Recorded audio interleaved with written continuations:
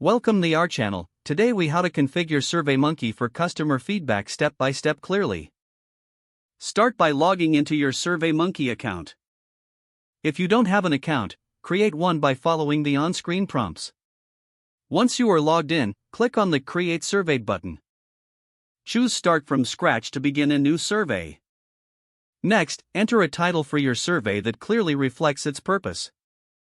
You can also add a description to provide context for your respondents.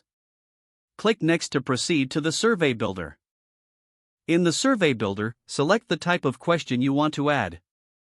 Common question types include multiple choice, rating scale, and open-ended text. Drag and drop the question type you choose into the survey area. Type your question in the provided text field.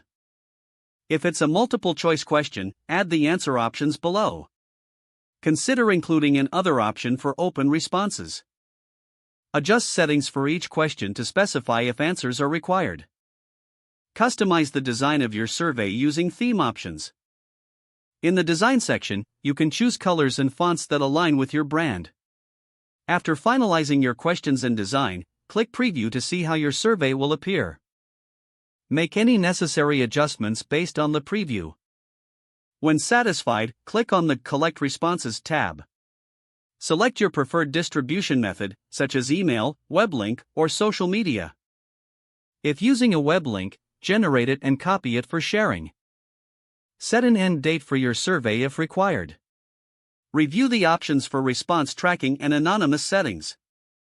Finally, click the Launch Survey button to make it live. Monitor responses by returning to the Analyze Results section. Here, you can view charts, export data, and create reports.